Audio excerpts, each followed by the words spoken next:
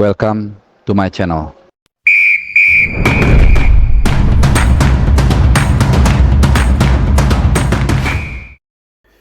Iya, salam dari Qatar. Masih seputar hasil pertandingan Indonesia dan Jepang. Walaupun kita semua tentunya ya kecewa juga lah ya dengan hasil tersebut. Meskipun sebagian juga ada yang mengapresiasi karena dianggap tim nasional kita main sudah cukup baik ya, menahan tim paling kuat di turnamen dengan skuad paling muda. Ya, tapi tentunya menarik untuk kita sedikit kulik ya, bagaimana jalannya pertandingan kemarin, kemudian line up yang ditampilkan Sintayong, strategi dan taktik ya, mungkin ini juga untuk ya untuk menjadi pembelajaran ke depannya. Yang kedua adalah sedikit mungkin gue sebelum bicara nanti soal soal jalannya pertandingan, seperti yang gue ulas di video gue terakhir, peluang kita memang semakin menipis tapi belum habis. Saat ini yang bisa kita lakukan hanya menunggu pertandingan besok antara Jordan dan Bahrain serta Kirgistan dan Oman. Ya, di situ nanti kita akan bisa lihat apakah kita akan lanjut atau sudah terhenti langkahnya di fase knockout stage. Nah, kemudian gue sedikit juga akan meround up ya performa kita secara umum di turnamen ini, karena memang banyak orang atau ya fans lah yang memiliki pandangan bebas-bebas saja. Ada yang tadi gue bilang, ada yang mengapresiasi, ada yang kecewa karena merasa gagal. Tapi ini gue mencoba untuk melihat dari gambaran yang lebih besar dari turnamen yang sudah kita ikuti selama berapa hari ya, ini udah hampir 2 minggu ya. Dan gue akan melihat dari sejarah ataupun historis yang pernah kita ikutin di ajang Piala Asia, teman-teman ya. Jadi kita pertama kali ikut Piala Asia itu tahun 96, kemudian secara berturut-turut kita lolos di 4 kesempatan sebelumnya, 2000 di Libanon, kemudian 2004 di China, dan juga 2007 kita sebagai tuan rumah. Jadi kalau kita bandingkan dari performa kita di 5 edisi tersebut, jadi ini edisi ke-18 nih teman-teman ya, yang di Qatar ini, menurut gua so far ini adalah yang terbaik. Mungkin hanya mirip bisa disamakan dengan saat kita jadi tuan rumah 2007. Ini sebagai perbandingannya, performa kita di tahun 96 misalnya, kita itu hanya mencatatkan 1 kali imbang dan 2 kali kalah. Kemudian juga kita kebobolan 8 kali meskipun bisa mencetak 4 gol dari 2 pemain, yaitu Ali Aiboy dan juga Widodo Ceputro ya, dengan tendangan bicycle kick yang sangat terkenal. Itu Piala Asia ya, memang itu pertama kali ya kita ikut Piala Asia, dan itu gue ingat banget ya, gue loncat dari tempat tidur karena golnya. Tapi itu tadi kita gagal meraih kemenangan di kesempatan tersebut. Lalu 2000 kita lolos juga di Libanon, sama juga kita tidak bisa meraih kemenangan, 1 kali imbang, kemudian 2 kali kalah. Ini yang lebih parah, yang paling parah, tidak mencetak 1 gol pun dan kebobolan 7. Nah, tahun 2004 ini agak lumayan. Ini pertama kalinya kita dapat poin, dapat kemenangan, satu kali kemenangan. Tapi torehan golnya itu sama dengan saat ini, 3 kali gol, kebobolannya banyak, 9 kali. Nah, baru 2007 penampilan kita slightly agak better, sama dengan tahun edisi sebelumnya, 1 kali kemenangan dan 2 kali kalah, tapi selisih golnya 3 kali mencetak gol dan 4 kali kebobolan. Nah, baru setelah kita absen di 2 edisi terakhir, di edisi di Qatar dan juga di Australia serta di Uni Emirat Arab ya, 2019 itu. Kemudian di Qatar kita lolos melalui kualifikasi. Nah, so far tentunya sudah sampai di babak grup. Kita sudah menyelesaikan 3 pertandingan menghadapi Irak, lalu Vietnam dan juga Jepang yang baru saja selesai. Kita mampu mencetak 3 gol, kemudian hanya kebobolan quote by quote ya, hanya kebobolan 6. Gitu. Jadi kalau dibandingkan 2007 memang kita kalah. Artinya di situ kita cetak 3 gol juga, tapi kebobolannya cuma 4. Sekarang kebobolannya 6. Cuman ada yang berbeda karena di pertandingan atau di turnamen kali ini kita selalu mencetak gol tiap pertandingan. Kemudian kita juga mencatatkan 1 kali clean sheet dari Vietnam gitu. Dan Ya dengan tadi itu dengan squad yang menurut gue sangat relatif muda, punya masa depan yang sangat baik ya. Rataan usianya itu kalau nggak salah 24 ya, 24 koma sekian. Jadi agak sedikit berubah-ubah tergantung kayaknya dihitung siapa 23 pemain yang dimasukkan oleh Sintayong di tiap pertandingan kan kadang-kadang nggak sama ya. Apa namanya misalnya di pertandingan pertama atau kedua gitu kalau nggak salah Ramadan Sananta nggak ada gitu ya. Jadi ya intinya sekitar 24 tahun lah rataan umurnya. Nah, kemudian terkait dengan kontribusi atau minute play dari pemain, ini ada yang menarik ya teman-teman. Jadi ada 4 pemain yang selalu tampil selama Piala Asia kali ini setiap menitnya. Jadi selalu starter dan tidak pernah digantikan sama sekali. Jadi kalau di rata-rata mungkin setiap pemain tersebut bermain 100 menit. Kalau di rata-rata secara gampang aja karena tiap babak itu kan rata-rata injury time-nya 5 menit. Bahkan melawan Vietnam yang babak kedua itu kita extra time-nya 10 menit dan dilebihkan oleh wasit karena Hernando Ari dirawat ya setelah menghalau bola dan mungkin kena mistar gawang kalau kena tiang gawang. Jadi 4 pemain tersebut yaitu yang pasti Hernando Ari, kiper, kemudian Justin Hapner. Meskipun di pertandingan pertama dia melawan Irak bermain sebagai DM, lalu di pertandingan kedua dan ketiga dia ditarik menjadi CB dan cukup baik penampilannya. Dia juga main setiap detik ya teman-teman. Kemudian Pratama Arhan sangat stabil di kiri dan ini mungkin membuat Sian Patinama jadi nggak dapat minute play ya. Nanti gue akan bahas dia akan masuk di 4 pemain yang tidak tampil sama sekali setiap bahkan 1 detik pun. Kemudian ada Marcelino Ferdinand. Ini gue rasa salah satu pemain masa depan Indonesia yang sangat penting, harus dijaga disiplin dan juga apa namanya penampilannya atau performanya. Itu jadi ada 4 pemain. Nah kemudian ada 4 pemain yang tidak tampil sama sekali dengan beberapa alasan. Yang pertama adalah Wahyu Prasetyo. Memang Wahyu Prasetyo ini pilihan kesekian lah di jantung pertahanan Indonesia. Kemudian ada Ramadan Sananta.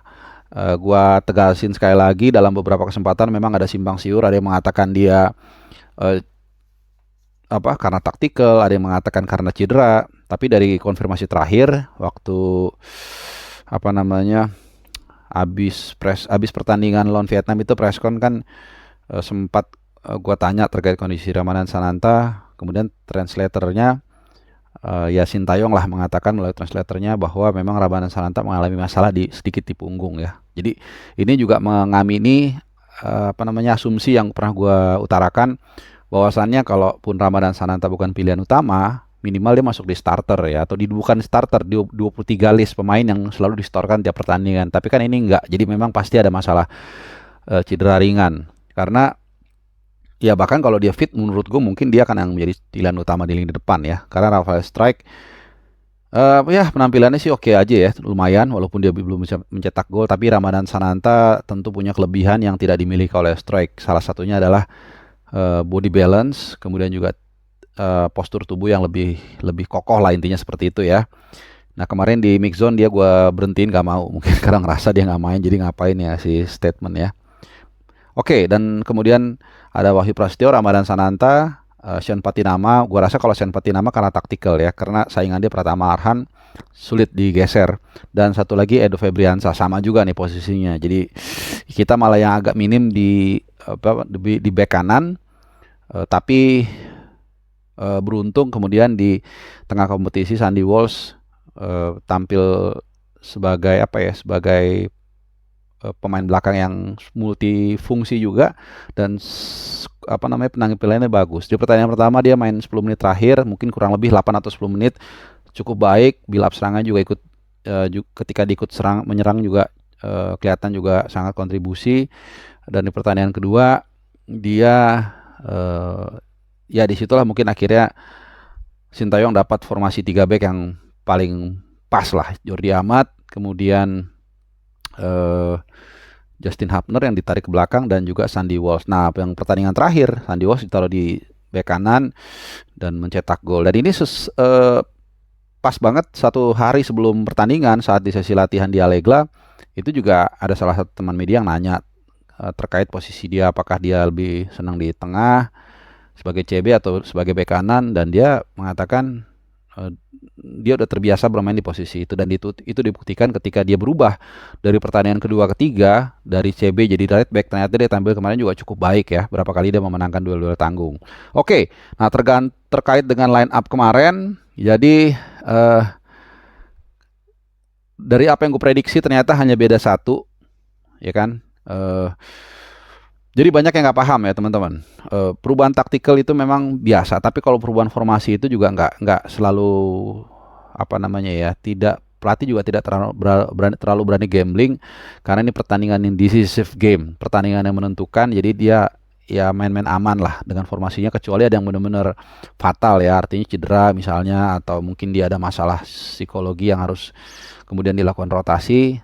Dan ternyata ya itu tadi, formasi yang gue perkirakan kemarin itu hampir sama persis ya, tapi hanya Asnawi yang kemudian tidak sebagai starter, posisinya digeser, digantikan oleh Sandy Walsh.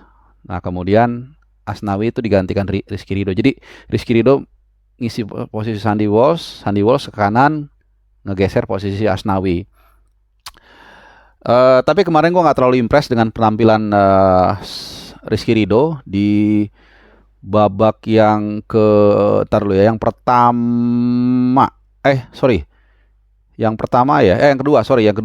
kedua itu dia, gue mencatat ada 3 kali dia melakukan salah passing sangat fundamental.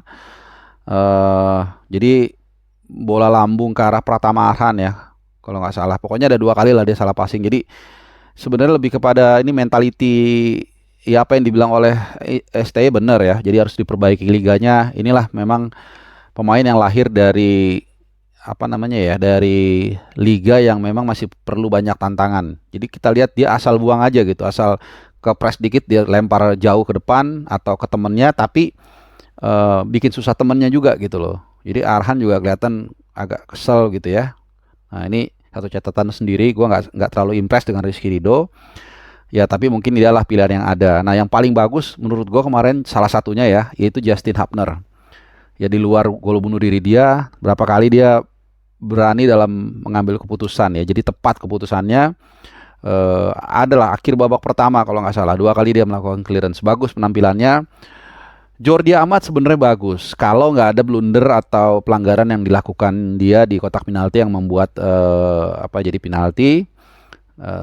Tapi sekali lagi memang nggak banyak pilihan. Sandy Walsh oke, bagus banget, dan memang impress gue juga ketika kemarin ketemu di sesi latihan itu, kelihatan memang orangnya sangat komit lah, dari dari bahasa tubuhnya, dari cara dia menghadapi awak media itu sangat profesional begitu ya. Jadi mungkin sedikit ini gue bercerita ke kalian teman-teman, inilah gunanya ketika kita menganalisa bola itu langsung datang ke lapangan.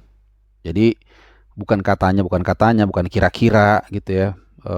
Jadi bukan hanya nyomot sih nggak salah ya, tapi juga kita beda ketika kita melihat langsung itu, kadang kita bisa melihat apa yang tersirat gitu. Jadi kelihatan memang Sandy Walsh dan orangnya juga kelihatannya nggak pundungan gitu ya, bahasa pundungan itu ya.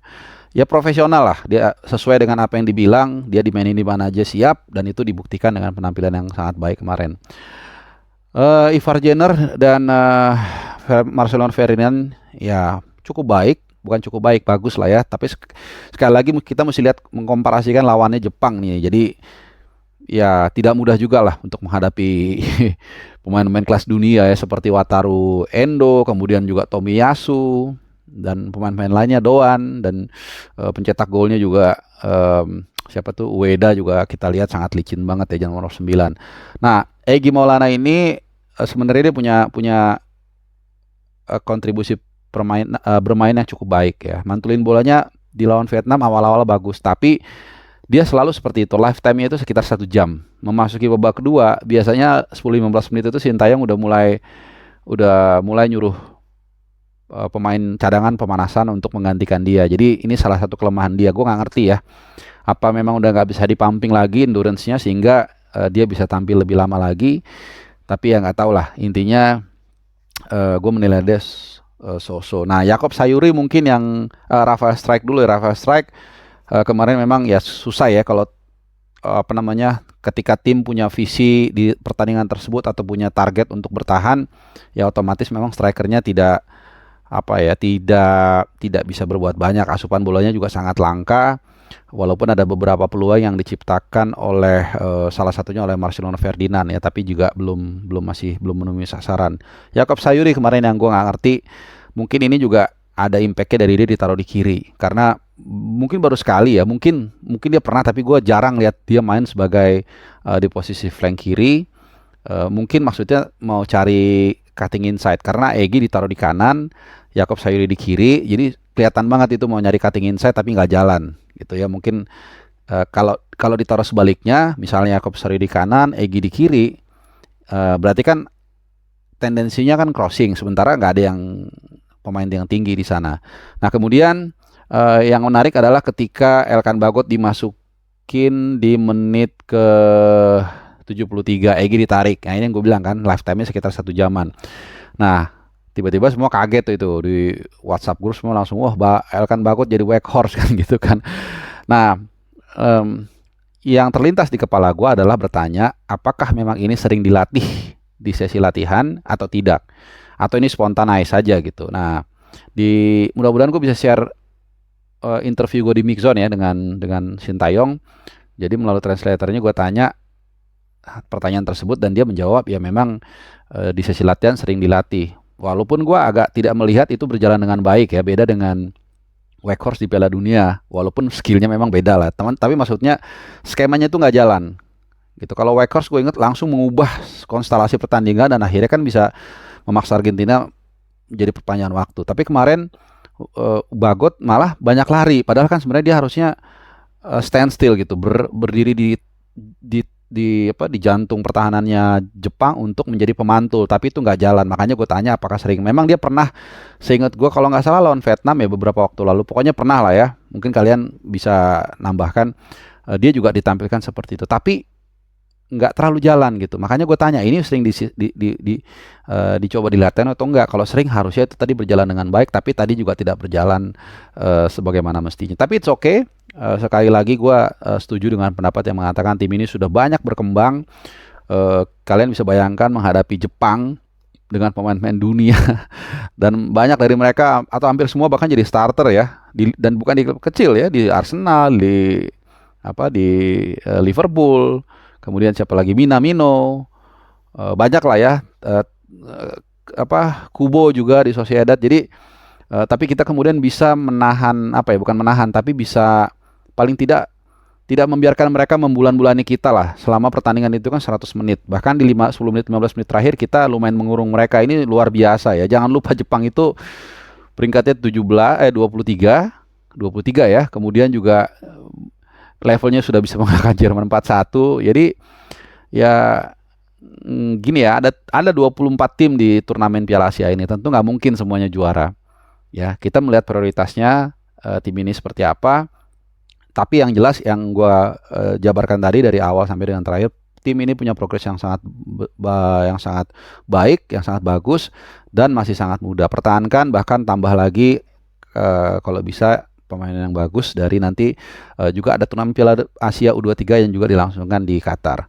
Nah, untuk besok memang kita belum tahu nasib kita seperti apa, tapi rencananya gue nanti akan ke Stadion Khalifa International Stadium untuk menyaksikan pertandingan antara Jordan dan Bahrain. Dan kemudian kalau di situ skenario-nya juga gagal, gue akan pindah ke Abdullah bin Khalifa untuk memantau pertandingan antara Kyrgyzstan dan Oman. Nah, kalau nggak berhasil juga, maka gue langsung ke airport, langsung pulang. Pesawat gue hari lusa, ini hari apa ya masuknya ya? Udah masuk hari ini, gue rekam jam 2:49 pagi hari Kamis. Ya, jadi pesawat gue hari Sabtu, hari Jumat pagi. Nah, jadi hari Kamis malam begitu pertandingan selesai antara Kyrgyzstan dan Oman dan kita gugur, ya udah gue akan langsung ke airport. Kalau seandainya ada rezeki, ada keajaiban, ya putar balik ya. Oke, terima kasih. Jangan lupa subscribe dan nyalakan loncengnya. Siapa tahu keajaiban itu hadir dan gue akan terus mereport Timnas Indonesia. Ciao.